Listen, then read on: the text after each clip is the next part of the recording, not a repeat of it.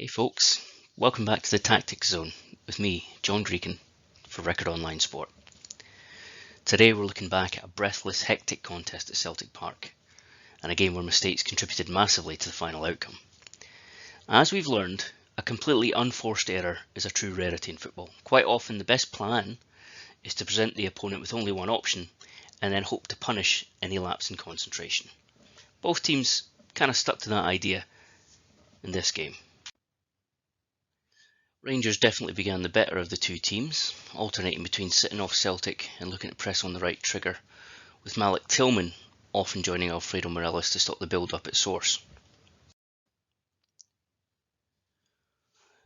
The problem is what happens if and when Celtic beat that first line of pressure. This move actually ended with a shot for home captain Callum McGregor, who you can see is in loads of space there. Celtic were also capable of working spaces for key players, with the running of Aaron Moy, who was having a real off day on the ball, allowing Jota to cut inside and have a shot. Jota would, of course, prove key as the afternoon's events unfolded. Now, the opener came through an area that must have caused Michael Beale some concern. You cannot allow midfield runners to invade the space between the lines the way Matt O'Reilly did here. Again, look at it from a slightly different angle, and you'll see someone either has to track his run or step out to confront him, because we know this is where Celtic's attack comes alive. You know, a couple of passes later, Kyogo's sticking it in the net. James Tavernier's free kick for the equaliser was obviously a moment of incredible quality, but we shouldn't overlook Tillman's role in winning the free kick, as Rangers pulled the Celtic backline all out of shape, thanks to the running of Ryan Kent in this instance mainly, to generate dangerous space in and around their penalty box for the attacking midfielder to draw the foul with his run across that box, trying to open things up. As we noted in the Tactics Zone preview, of course, Celtic, like any team, can be vulnerable to quick switches of play. Tavernier gets time to cross this ball here because of Morelos fizzing a pass out to him initially.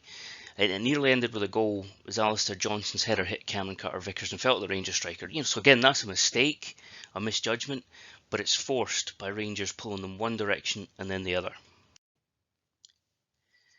But of course, that man Jota was beginning to get on the ball in some very dangerous areas, as the Rangers midfield was forced to cover one run too many, often from a fullback. Yeah, and if Ben Davies takes the rap for trying to get too cute at the second Celtic goal, it all begins with Celtic isolating Borna Barisic, who did really well on the day, but is only as human as any fullback ever is. Isolated there against Jota for a cross. Now, obviously John Souttar carries the can for Celtic's third, but an entirely unforced error, I'm not so sure. Look at Celtic's shape here, 5 players cutting off every option by the pass back as Jack's rolling it into Souttar. Souttar makes a mess of that back pass, obviously, and the rest is just about Jota. But again, it came from Celtic laying a trap. Now, Celtic had done very well in restricting Rangers' crossing chances, which had been identified as a key weapon beforehand, but they couldn't keep that up all afternoon. So the second goal for the visitors comes from the second phase of a set piece. Left back Borna Barisic still out on the right, picking out right back Tavernier on the left. It's some ball into the danger zone and some finish. And the same pair combined in a more traditional way a minute or so later. This could well have made it 3-3. So, conclusion. There were chances for both teams late on. Rangers somehow squandering a 3v3 without even getting a shot away. Alexander Bernabei crossing a no-one when he had a chance to shoot. In the final analysis, Beale will feel that there wasn't much more he could have done as a coach to prepare his team. His game plan came close to working. But Celtic still have a durability about them, even on off days, that comes from everyone understanding their role in the Postecoglou system.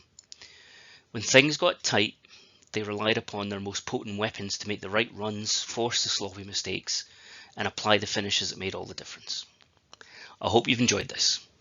You can tell me all about where I've gone wrong on Twitter at Johnny the Greek, and keep checking Record Online Sport even for more Tactics Zone content.